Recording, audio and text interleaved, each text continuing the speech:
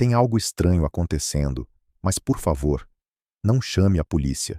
As palavras sussurradas por Roland, pouco antes de tudo se tornar silêncio. Me chamo Carolina, sou jornalista investigativa e dediquei os últimos meses da minha vida a tentar entender um dos casos mais inexplicáveis e assustadores que já investiguei. O que vou contar aqui aconteceu de fato. Foi registrado em jornais, arquivos policiais e autópsias, mas mesmo quase um século depois, ninguém conseguiu explicar o que realmente aconteceu com o homem que se hospedou no quarto 1046 do Hotel President, em Kansas City, nos Estados Unidos. Tudo começou numa manhã fria de janeiro de 1935. Um homem jovem com cerca de 25 anos entrou pela porta giratória do hotel. Alto, magro, vestindo um casaco preto e com expressão fria. Se apresentou como Roland T. Owen. Ele pediu um quarto nos andares altos. O recepcionista achou estranho. Roland não tinha bagagem, apenas um pente, uma escova de dentes e uma pasta de barbear. Pagou adiantado e subiu para o quarto 1046. Não deu muitas palavras, não parecia amigável, mas também não parecia alguém em apuros. Só que, nas 48 horas seguintes, Roland passaria a ser o centro de uma sequência de eventos inexplicáveis, quase como um roteiro de um filme de terror. A camareira do hotel, Mary Soptic, foi até o quarto 1046 pela manhã. Bateu na porta. Lá de dentro, Roland respondeu com uma voz grave. Pode entrar, está destrancada. Mary empurrou a porta e viu Roland sentado no escuro, as cortinas fechadas, a luz apagada. Apenas uma pequena lâmpada fraca iluminava o cômodo. Ele parecia tenso, olhando fixamente para o nada. Ela fez sua limpeza, e enquanto isso, Roland falou algo que ela nunca esqueceu. Por favor, não tranque a porta quando sair. Estou esperando alguém. Mary achou estranho, mas seguiu com seu trabalho. Ao sair, notou algo mais. O telefone do quarto estava fora do gancho. Ela colocou de volta e seguiu seu caminho. Pela manhã, Mary voltou ao 1046.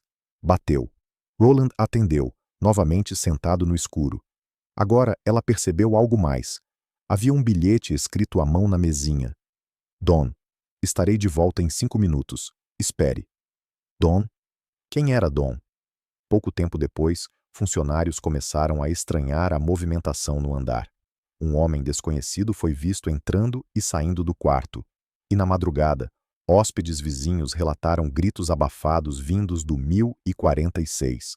Sexta-feira, 4 de janeiro, 7 horas da manhã. O telefone do quarto estava novamente fora do gancho. O atendente subiu para verificar. Quando bateu na porta, ouviu uma voz fraca. Pode entrar. Mas a porta estava trancada por dentro. O funcionário insistiu, até que conseguiu entrar com uma chave reserva. O que viu ali dentro foi um pesadelo.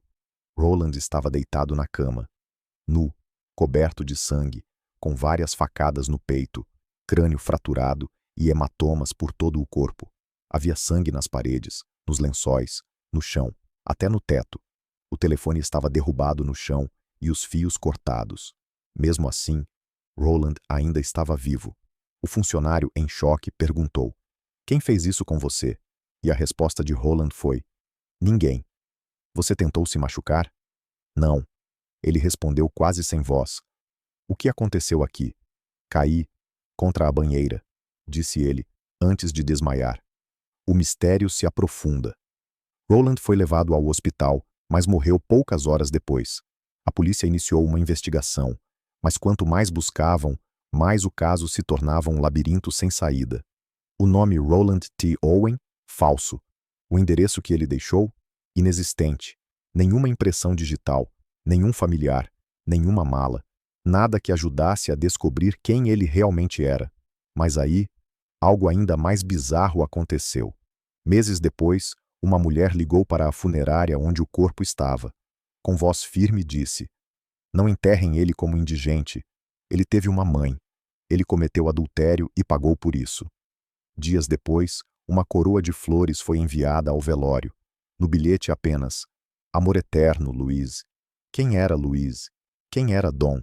Quem era Roland de verdade? a verdadeira identidade. Anos depois, finalmente descobriram que o verdadeiro nome dele era Artemus Ogletree, de Birmingham, Alabama. A mãe dele havia recebido cartas supostamente escritas por ele, dizendo que estava viajando, mas ela sempre achou o tom das cartas estranho, como se alguém estivesse imitando a escrita do filho. Ela só descobriu a verdade quando viu a foto de Roland em um artigo de jornal, sobre um crime não resolvido. O que realmente aconteceu no quarto 1046? Até hoje, o caso é cercado de teorias. Um ritual? Um crime passional? Execução por dívidas? Alguém tentando apagar a identidade de um homem? Ninguém sabe. O telefone fora do gancho, os cortes, as últimas palavras, a presença de Dom, a ligação anônima, a mulher que sabia demais. Tudo são peças de um quebra-cabeça incompleto. Mas uma coisa é certa: Artemus, ou Roland, foi torturado, mantido vivo e morto de forma cruel, dentro de um quarto trancado por dentro. E mesmo com o tempo passando, nenhum culpado foi encontrado. Meu nome é Rodrigo e hoje vou contar um dos episódios mais assustadores da minha vida.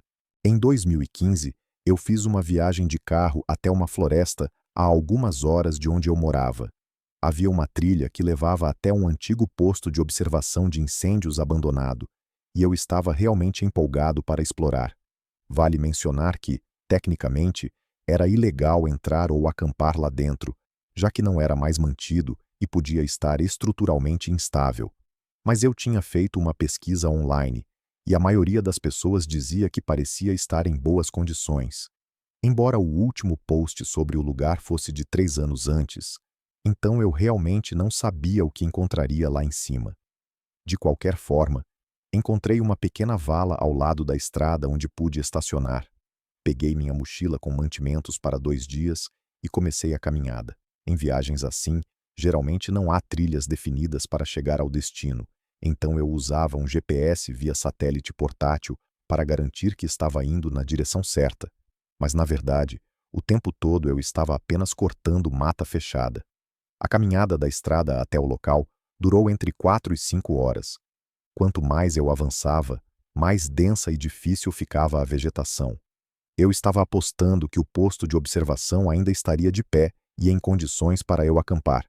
Mas se não estivesse, teria que montar minha barraca em algum lugar por perto. Depois de várias horas cansativas de caminhada pela floresta, finalmente cheguei. Vi o prédio surgindo por entre as árvores e, ao me aproximar, ele parecia estar em forma razoável. A pintura estava toda desgastada, claro, mas a estrutura parecia firme. Dei algumas empurradas nos pilares de sustentação e estavam bem sólidos, então resolvi subir a escada. Era de metal e parecia resistente, embora rangesse a cada passo. Quando cheguei ao topo, fiquei maravilhado com a vista. Eu conseguia ver praticamente toda a floresta.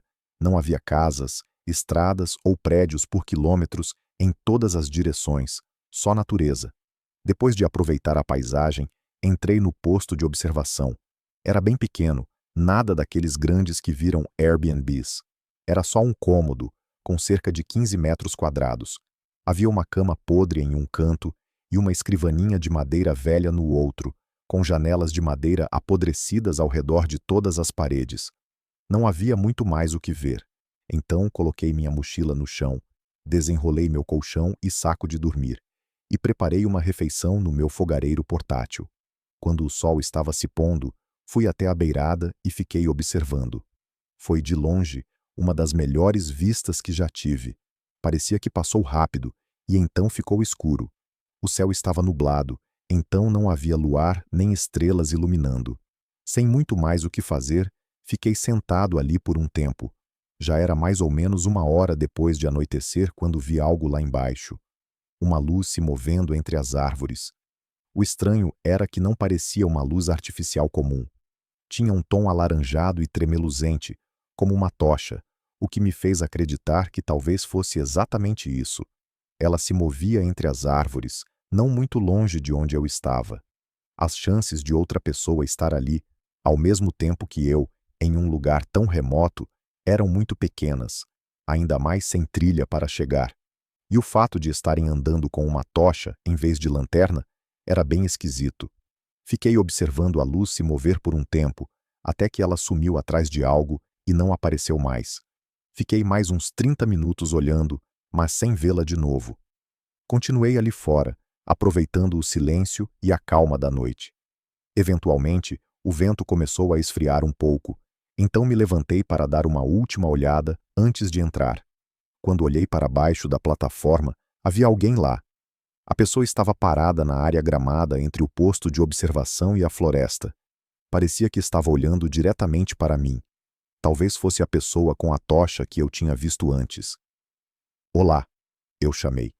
Não sabia o que mais dizer. A pessoa não respondeu nem se mexeu.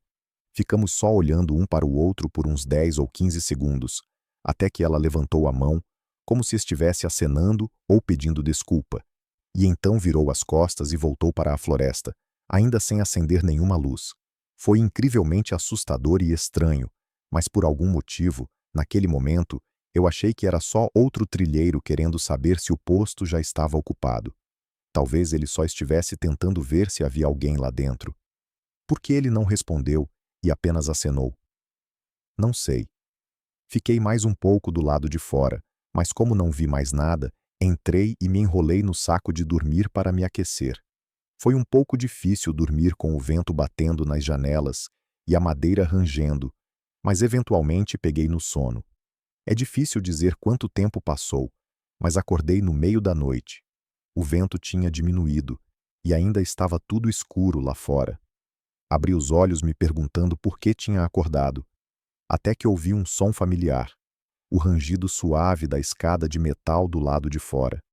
Sentei na hora, achando que devia estar me confundindo, até ouvir de novo, e de novo. Alguém estava subindo a escada. Não dava para saber onde exatamente estavam, mas dava para ouvir os rangidos dos degraus ficando mais rápidos e altos, como se a pessoa estivesse com pressa. Então, de repente parou, justamente quando eu cheguei na beirada. Fiquei parado por um momento, esperando o outro som. Depois andei devagar pela plataforma e olhei em direção à escada. Ninguém. Caminhei mais perto, coração acelerado, e me debrucei para olhar para baixo. Ninguém na escada. Fiquei em choque por um momento, confuso, assustado, sem entender o que estava acontecendo. Então, de repente, ouvi passos correndo atrás de mim, do outro lado da plataforma.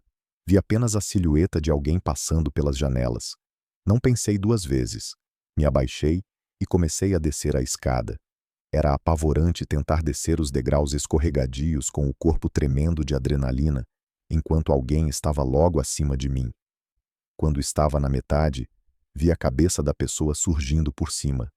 Só parei quando cheguei ao chão e corri para a floresta. Não sei por que levei minha mochila comigo. Talvez por instinto, mas foi a melhor decisão que já tomei. Talvez tenha salvado minha vida. Com minha lanterna e GPS, consegui me orientar pela floresta até voltar para o carro. Pelo que sei, não fui seguido. Entrei no carro e fui embora sem olhar para trás. Tem lugares que a gente entra e o ar muda. A luz parece mais fraca, o silêncio pesa, e mesmo sem explicação, você sente que algo ali está errado. E às vezes é tarde demais para sair. Eu me chamo Fernanda, tenho 36 anos e trabalho como promotora de eventos há mais de uma década. Viajar sozinha sempre fez parte da rotina. Hotéis, aeroportos, estradas. A vida é um eterno vai e volta.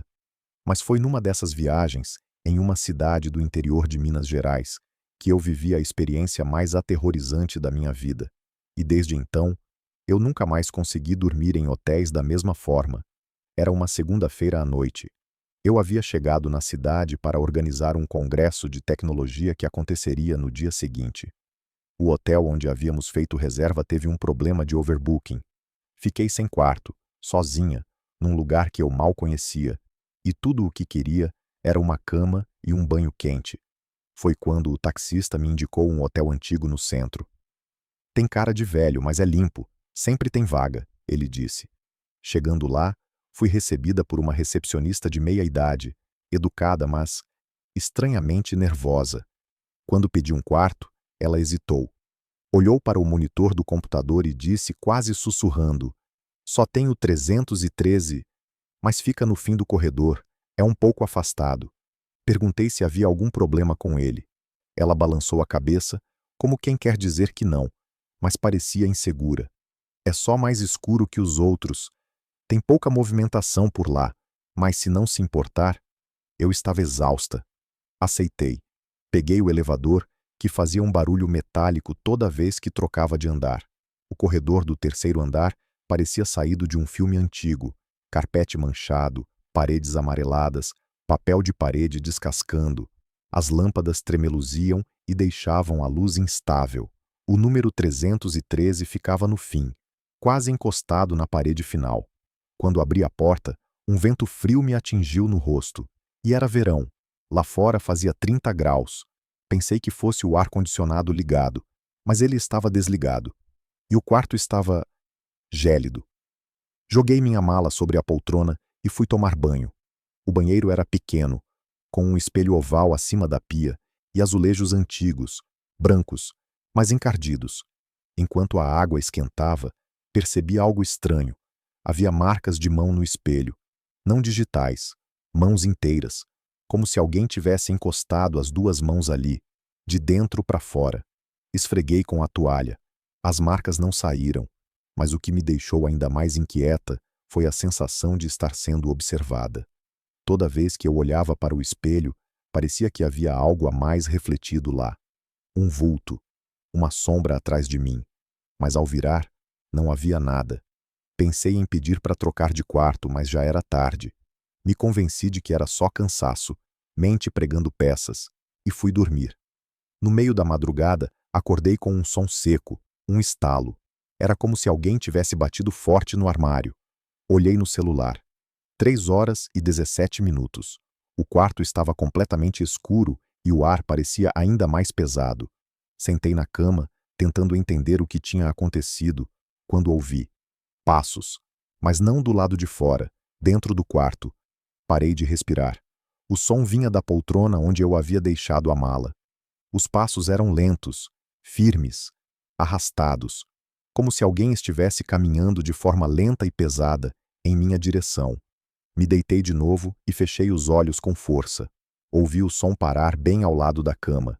Senti o colchão afundar. Eu estava imóvel.